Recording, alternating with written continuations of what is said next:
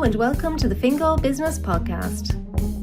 This podcast is brought to you by Local Enterprise Office Fingal, one of 31 local enterprise offices around the country. Local Enterprise Office Fingal helps local business through a wide range of practical initiatives and programs. The Leo is your first stop shop for business supports. So whether you're just starting out or an established business, Local Enterprise Office Fingal is here to help. The aim of the Fingal Business Podcast is to share quality information for small business owner managers to enable you to be more effective in running a successful enterprise. My name is Sharon Rossignuolo and I'll be chatting to industry experts so that you can get the best advice to help you to succeed in your business. In this episode, it's all about the do's and don'ts of website design with Director of Digital Marketing and Strategy at Digital Insights, Keith Feighery. Keith, you are so very welcome to the Fingal Business Podcast. Oh, Sharon, you're more than welcome. I'm really looking forward to it. So we are going to dive straight into the do's and don'ts of website design.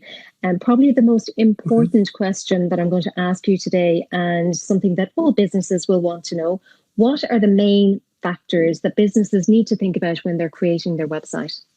Yeah, listen, that's a great question. I think the first thing that businesses need to bear in mind is that the website needs to look great in terms of imagery, make sure their brand is clearly portrayed, just general kind of, look and feel and user experience. Okay. So if it's a service-based business, you need to have all of your, services clearly laid out on nice landing pages. If it's a product-based business for e-commerce, the products need to look good, well represented with good imagery, clear calls to action in terms of add to basket and carts and so on and so forth, and easy navigation so that when a user comes to your website, clear, obvious navigation system for the various different products and services, be that through proper categorization. So just make sure that your website is as frictionless as possible for users when they're using the site. Frictionless. It's a difficult word to say, but it is so important when it comes to website navigation. Yeah. Because it's like if you were to walk into someone's house, for example, you want to be comfortable, you want to spend time there, you want to know that if you're headed for the kitchen and you walk in the door, that it is actually the kitchen and everything is obvious and laid out. And I suppose on a website, it's very similar, isn't it? Yeah, no, absolutely. I mean, again, just when users get confused, that's when they leave your website, okay? They'll kind of bounce back out of the page that they're on. They'll break out of a process. If it's a checkout process for an e-commerce site, if there's anything that they come across that's, they're not expecting, as I say, that concept of kind of friction in the process, and they'll stop and leave. So how important is it to have a mobile responsive website? Yeah, I mean, I think that's it. And you've just said it there, without a doubt, particularly for anything that's consumer-based, mobile is going to be huge. You probably find that 60-70% of your traffic to your website will come through a mobile device. Wow, it's that high. Yeah, I mean, again, if it's business to business, typically it would be less than that.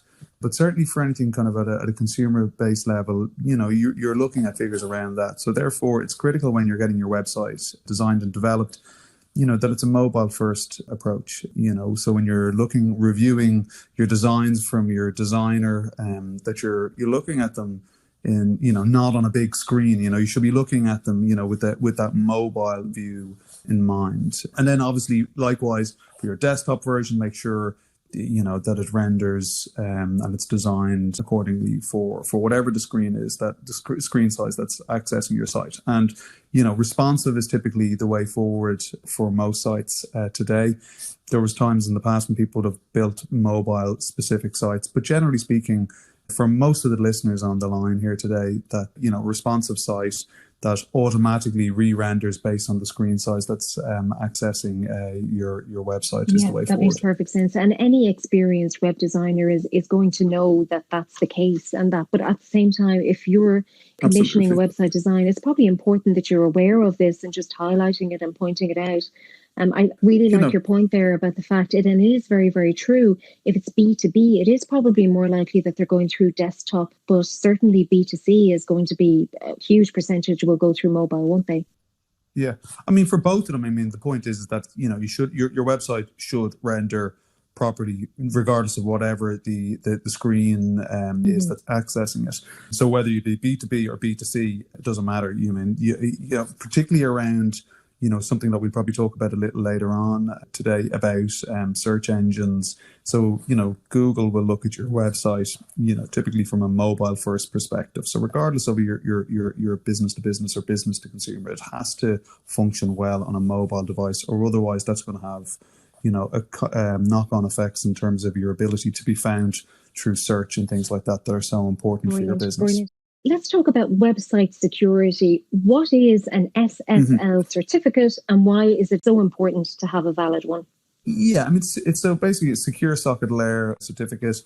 It's encryption both ways on your website. So particularly if you're an e-commerce site, it's something that you need to make sure that you have in place. You typically get it with your hosting package, and it just means that users' data, people who come to your website, that then they're filling in data, that data is being encrypted both ways. So therefore, you're not exposing any of their information, on an unsecure line, as it were. And again, the users will see that. They'll see the SSL certificate, the lock icon. If you're using browser, the browsers will tell users today if the SSL certificate is not in place, that it's unsecure. That will straight away kind of make people kind of wary of using your website. So it's a critical part of the infrastructure when you're getting your site built, particularly if you're contemplating doing any payment processing. It's today it's mandatory. Right. Yeah, and you're so right. Actually, I notice if I go onto a website and that not secure comes up in the browser in the bar there, immediately. I feel a bit compromised, and it certainly would make you feel nervous about doing business on that site. So it's obviously something critical that everybody needs to have. Yeah, and as I say, it's not particularly expensive. Typically you can get it as part of your hosting package. So yeah, it's something that, in fairness, not only e-commerce providers, but particularly for them, it's really, really important to make sure you have that. Brilliant. So Keith, you've talked a lot about e-commerce, and obviously that's a massive push at the moment to get people trading online. People, aren't going out as much as they used to shops and stores, etc. So it really is the way forward. In your experience, what do all good e-commerce websites have in common? What makes a good e-commerce website? Yeah, well, it's kind of back to our original point that we said about, just the aesthetic and the layout and the navigation, making sure that your products are, the photography and the imagery is as good as quality as you can possibly get. Like, don't compromise on that. Obviously, descriptions around your product as well. So just making sure that the user has all the information at their kind of, on the screen at that time. Then when it comes to the actual checkout process, that you're making it as easy and as effortless as possible for the users. So you're not asking, unnecessary questions. There's a nice, simple flow through the checkout process. Again, making sure that everything is secure. There's nothing kind of untoward there, that there's no signals coming up that would, for example, what we just talked about there in terms of you didn't have an SSL cert on the site. And then providing as many payment options as makes sense. Typically, there's different kind of payment providers that you can use. But, giving the users as many options as makes sense for your business. So, yeah, just nice, kind of well presented, nice, clear navigation, good imagery, and a clear checkout process. And that's, there's nothing, unusual, no unusual steps or whatever. And again, just making sure that the user's never really questioning the process. Yeah, so they don't have to go off looking for answers, or we're not making it difficult for them. We're making it easy for them to buy, basically. Isn't that it? Yeah, that's it. I mean, and the shop analogy, we were talking about it beforehand. When you go into a shop, a physical shop, I mean, they're all the things that we implicitly kind of look for, in terms of, products well presented, nice kind of ambience, in terms of the aesthetic. And when you go to check out, that it's as easy as possible to check out, and so those things kind of come true in an online environment as well. Absolutely. And I think we can actually be our own best researchers as well. Like, we're all online consumers. I think it'd be very difficult to find somebody who hasn't bought something online. And we know when it's easy, and we know how we feel when we go through the process, and it's effortless and it's seamless. And we get all the information that we need, click, and it's done, and that's it. But we also know the flip side to that, when it's difficult and it's clunky and you're going through different buttons, you just get that level of frustration that you're like, oh, you know what, I couldn't be bothered. I'll just go elsewhere. I totally agree with you. I mean, we're all fairly critical at this point when using sites. We know it looks good. We know what good user experience is. Even if we're not web designers, and we because we're kind of super users, all of us today, and so if you come across a website that it just doesn't flow that well, and you're straight away you're uncomfortable, and that is just not going to lead to an outcome that the business owner wants, so it's important to get those things right. Absolutely. And I suppose it's important actually to think in those terms, is that what is the outcome that you want from your website you want people to buy? What is the outcome that you want from people going through the buyer journey on your website, is that they feel good about the experience? Because at the end of the day, I suppose, similar to a bricks and mortar store, it is all about the customer experience and how people feel when they buy from you. And also that they'll come back, True. Because most businesses, particularly if you're e-commerce, and also for service-based, you want people to come back. So customer retention and repeatability is really important. Yeah, that's actually a brilliant point as well.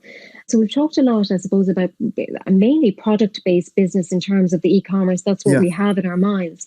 If someone is running a service-based business, what would you see as being the must-haves in terms of attracting customers? There's a couple of different things, and we'll probably chat about this, about making your website findable and accessible. But just in terms of the website itself, again, for service-based businesses, it's more about lead generation. So again, thinking about your business and looking at your services that you offer, trying to put, good categorization on your website around the different types of services, and looking at the pages, and each page should be its own landing page.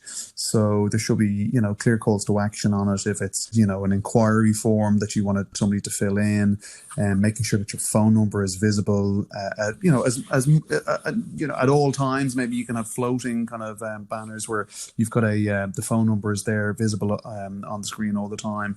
But it's back to that point that you were making earlier on about outcomes.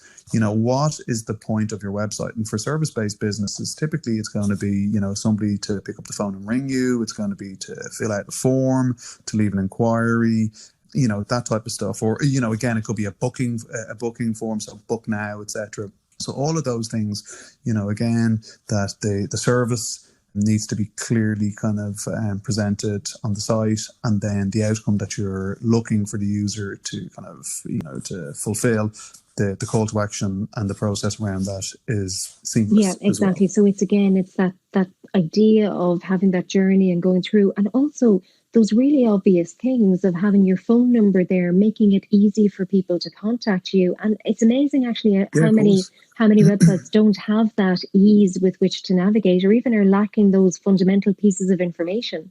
Yeah. I mean, look, we've all gone to websites. We're looking for a phone number and we can't find the phone number, and it's in a contact us page and it's down the end of the contact us. I mean, it's just frustrating.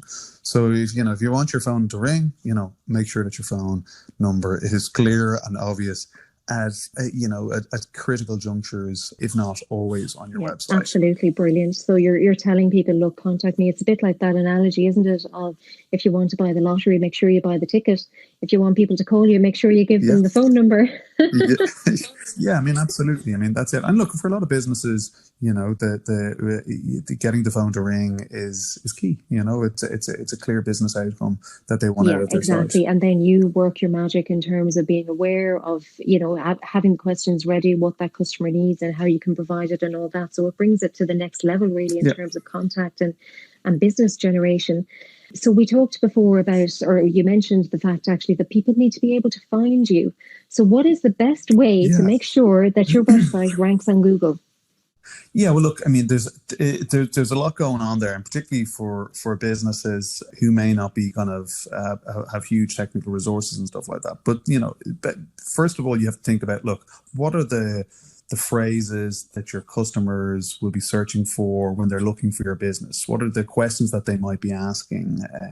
So trying to get inside the head of your target audience, your personas, and in terms of their vocabulary, and then kind of aligning that with your products and your services. So trying to take some of those phrases. So this is what we call, keyword optimization. Now, you don't want to go overdo this, but when you build a website, this process of search engine optimization, you try and take some of those words and related words and you kind of integrate and weave those into your pages. So then as Google comes in and they index your site, they find these phrases. Now, those phrases, this is what we call on-page optimization. You put those words into your website in key kind of tags, they call them. And so that's all that stuff where you're basically priming your website for your audience's vocabulary. Then there's other things that you can do around, speed of your website, trying to make sure that it's as fast as it possibly can. And that's where your developer can help you out, obviously, around things like that. But it's also around even image optimization, making sure that your images are compressed and so on and so forth. Other things as well, such as mobile friendliness, that's a key factor for Google. So, trying as much as you possibly can, getting inside the head of the users, trying to kind of align their vocabulary with the vocabulary that you use on your website. And then some of them was more technical things as well, and that we've just talked about there, mobile optimization, speed, and also trying to get other people to link into your website. So, doing all of those things, I'm not saying that it's simple, but, as you go through and look at this as a process, you can continually improve how you go about this. And over time, as Google indexes you, those rankings will hopefully kind of improve. But as I say, it is a process and it takes time. Yeah. But I suppose, given that e-commerce and websites are so important at the moment, like if you had a bricks and mortar shop, you would make sure it looks good. You would make sure that, you do your maintenance, that the door isn't squeaking, all that kind of thing. So it's probably similar with the website, that there is a body of work that's involved there, and it is a consistent process. Definitely, there has been an element probably where businesses have built a shiny new website and then they've just left it there, and then it gets old and until the next refresh again when a web designer has to come in again. But actually, it shouldn't be like that. We need to be consistently working on the website, keeping it up to date, keeping it relevant. And as you said, just that point about what language are your customers using? What are they looking for? What do they type into Google when they're looking for your service? Makes perfect sense. Yeah, and the point that you make as well there is a website is not a one-time exercise where you build it and then you go, right, I'm glad that's all over and done with, move on. You've got to go back in, maintain it, and even things that we may talk about, thinking about, possibly, in terms of how can I continually add new content to my website? And that's through things like, your listeners will know and read blogs or articles or news or whatever, so that you're continually updating your websites. Because remember, again, the search engines, not just Google, they're indexing your website every single day. So if you build your website and you don't go near it again, like they're indexing it, continually, and they're looking for new content. And if the answer they get back every time is that, well, there's nothing has changed here since the site was built originally, that's obviously going to bode badly for you in terms of rankings, because they're looking for fresh, updated, relevant sources of information. That's the way that they view your website. And if your website is stale, well, that's going to be realistically not work in your favor when people are searching in phrases related to your business. They'll find somebody else who's providing more relevant, more updated content. That makes perfect sense. And I suppose they have their own reputations to consider. We're the consumer of the internet, and they need to go off and find us fresh information. There's no point us looking at old, stale information. So as business owners, that's where we step up and we give them what they want, and I suppose we're working in our business every single day. There are things happening in our business every single day. People need our services, our products, and at any given time, they could be typing into Google looking for it. So it's up to us, I suppose, to make sure that the world is aware of it and that we're giving a fresh perspective on it all the time. And I think that thing about also just to say there about answering questions. So, they may not necessarily be they may not be searching for that specific product, that specific service, but they might have a question around that product or that service. And again, that's another thing that we can try and do is answer their questions, so that we answer their question. They come into our website, they find that we've answered that question, and then they see that actually, as well as that, you provide that product or service. So, it's part of a lead generation process. That probably sits nicely with what my next question, that idea of fresh content and that idea of having a blog or news or something that's updated. That's probably a good way to approach it. What questions are your customers asking, or how can you answer them? Yeah, absolutely. I think that's it. Again, you can just look at your product, your services that you're offering, and then think of kind of because there's normally an information deficit. You as a provider of those products and services, you have loads of information that you as an expert, supplier or user, etc., will have, but your customers won't have that information, and they're trying to bridge that gap. So your website is a way for you to bridge that gap online from an information perspective. So anticipate. There's tools out there that you can use that will tell you all the search queries that people are asking for around a particular topic. And so you can go through those and you can figure out, well, these ones are more relevant and germane to my business, and start answering some of those questions. And they act as hooks then to get people, into your website. You're providing them with kind of useful information. There's a value exchange going on there. And then hopefully, the experience that they have when they're consuming that information is reasonably positive. And therefore then, that they're more inclined to either, be it, further research your products and services, buy from you, pick up the phone, etc. So it's a great way to kind of nurture, as they call it, prospects, who are a relevancy with your business. So Keith, at this stage, we have a great website, we have a great design, we have great content. We've talked about all this stuff, the aesthetics, the imagery, the user journey, making it frictionless, seamless, getting those blogs in, that updated news in. So how can we ensure that we have our T's crossed and our I's dotted when it comes to compliance and GDPR, which is a big concern. It's not something that everyone would organically or naturally know about. So how can we make sure we've got that covered? Yeah, well, you obviously have to, as of May 25th, 2018, GDPR is something that, all of us as businesses have been, we've gone through the process, and we're kind of hopefully now at this point acutely aware of responsibilities. So in terms of privacy policy, we obviously have to publish what data we capture, and to make sure that, and also now it is implemented slightly differently across different websites. Okay. Some websites will give users all the, much more what they call granular control over their privacy settings, in terms of what cookies and things like that do they allow us to use. But, we have to give users and respect users and let them know exactly, what cookies we're using. And that should all be in your privacy policy there as well. Likewise, for example, if you are using any form of email marketing or even text marketing, you always have to get permission from the users to make sure that it's opt-in.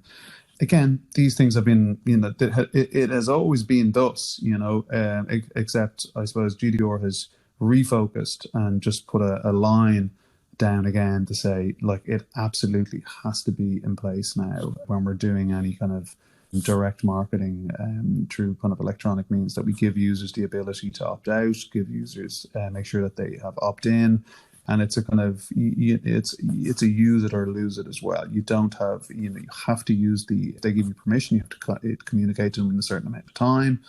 So you can't just have a database sitting there and not use it for years and years and then try and reactivate it then again. So these are all there. And a great source of information for this, if you're in any way in doubt, is go to the Data Protection Commissioner's website and look at that. And it gives you kind of good guidance around things to do with, users' privacy and the whole process around that. That's a really good tip. I know certainly I've had the experience of being signed up to newsletters that I did not ask to be signed up to. And there's a level of frustration there. So apart from the legal responsibility that we have as businesses to give that, but also just from the from how the consumer feels, and that element of permission there, that somebody is giving you permission to write to them and let them know about your products or services or whatever, that's important to have that there too. And again, consumers with businesses, it's all about the relationship and making sure it's a positive one as well. So the GDPR probably just plugs into that, really, doesn't it?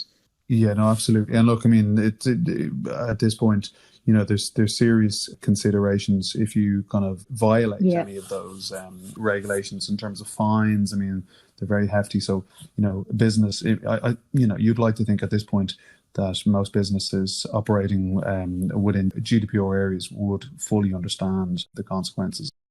As we know in business, if we don't measure it, how do we know if we are doing a good job? And the same goes for websites. We need to be able to measure it. So what analytics tools would you recommend so the businesses can track their website performance and how they're doing?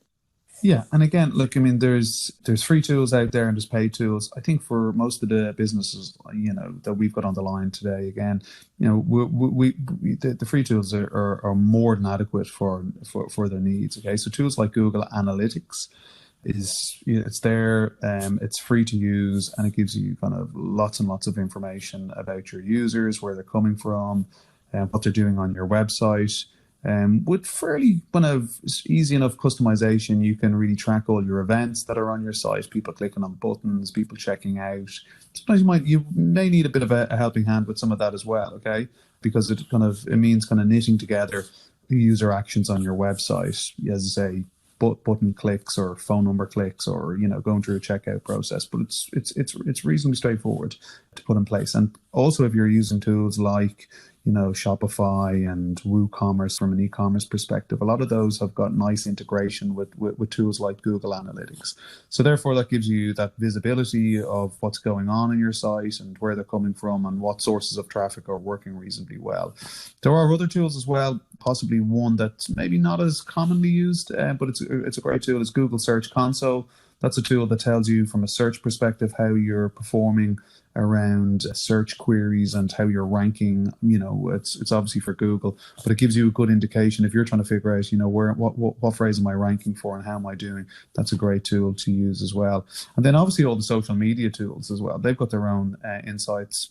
Facebook, Instagram, etc., Twitter, just to keep an eye, obviously, on what's going on there in terms of growth and, your post reach.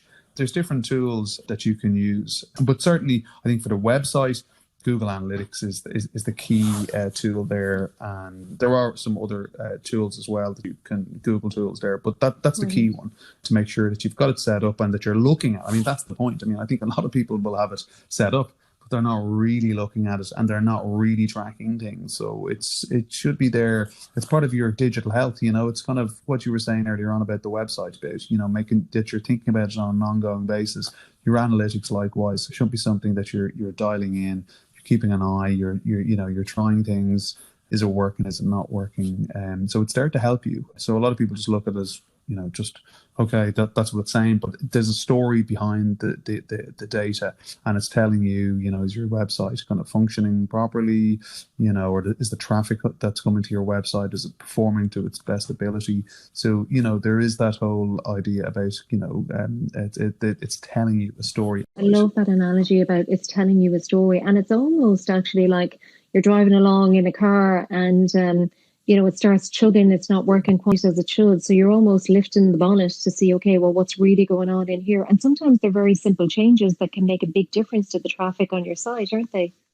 Yeah, and again, it's also about understanding what people are actually doing. So sometimes on your site, if you're not tracking, little, actions and events and stuff like that, you don't know they're going on, so you might just see the traffic, the visit, but there's underlying activity going on there, or not, as the case may be, and that can help you, maybe just fine tune, bits and pieces on your site. And even from a marketing perspective, if you're, understanding, which channels tend to perform better, and you can, redivert if you've got resources and time and effort that you're spending on these things. So it just means that you can allocate time, resources, and if you're doing any advertisement as well, it can really help you see if you're getting any, the return on investment.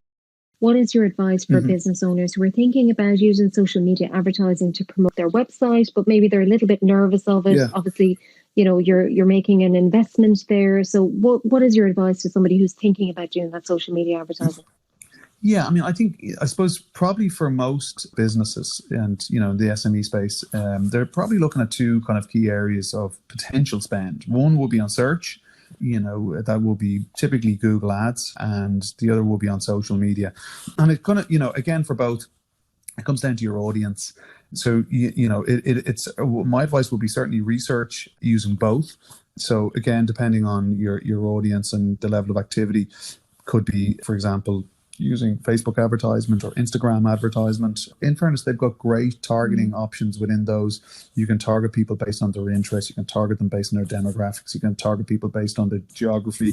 You can also do a thing called remarketing in there as well. So if people come to your website, both Facebook and Google give you a little piece of code that you put onto your website. And then as people visit your website, they essentially kind of drop cookies onto their browser, etc., and that you can target those people afterwards when they leave your website. So I go to Sharon's website, I leave, we see this every day, and then we're on a publisher website, or we're back in Facebook.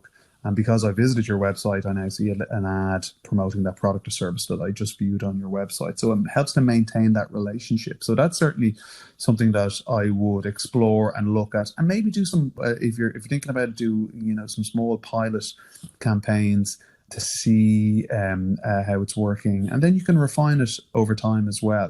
So these things are endlessly kind of editable, so it's not as if you set something live and you have to live with that. You can go in and make changes constantly and tweak it and see what's working, and then manage your budget at a very fine-grained level as well. Brilliant. Yeah, that's really good advice, because I think the fear is that you put money into advertising and it's just this black hole that keeps going. But actually, it's not like that at all. You're in the driving seat, you make the decisions, and you can tweak all the way through. Yeah, they're very self-managed, the systems. And again, the same with the search ads tend to be fairly widely used. So that's about, trying to think about the search queries that people might be searching for when they're looking for your product or service. If you're not ranking particularly well from an SEO perspective, an organic perspective, you can then start looking at maybe bidding on those keywords and having your ad showing up for very, very specific search queries. So that drives really relevant traffic to your website. And then, hopefully then your website is well designed to kind of process that traffic.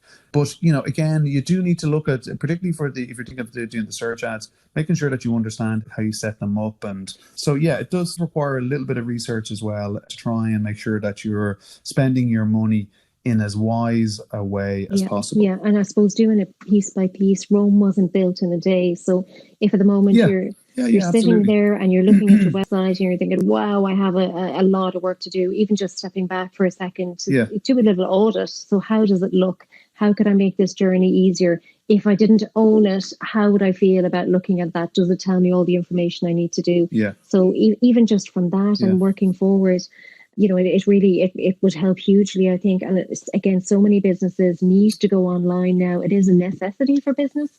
So, it's a no-brainer really. And it's just having the confidence to be able to do that. Yes. And you've certainly helped us with that today, Keith. Look, I mean, I think you're right. I mean, when you look at it in one gaze, looks like a lot going on, but it's bit by bit. The website is your digital home. For most businesses, that's going to be key to get that right. And then look at it from, you look at the different channels that you're going to try and use to drive traffic into that website. So that be that search, be that your social media, be that email marketing over time as you build up your database.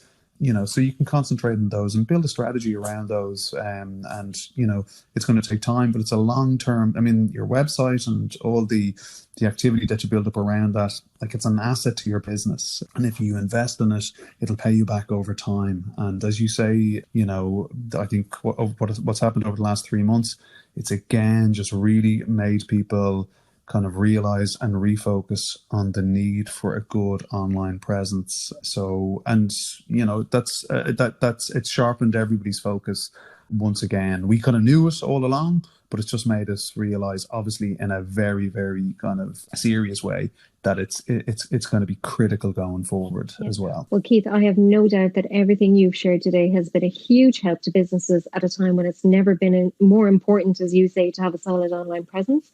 On behalf of myself, Leo Fingal, and the businesses of Fingal, thank you so much for the wealth of information you've shared with us today. It has been a pleasure speaking to you. Great stuff. Thanks a million. We hope you enjoyed today's podcast episode brought to you by Local Enterprise Office Fingal. For more information and to keep up to date with our services, check out www.localenterprise.ie/Fingal and sign up to our newsletter.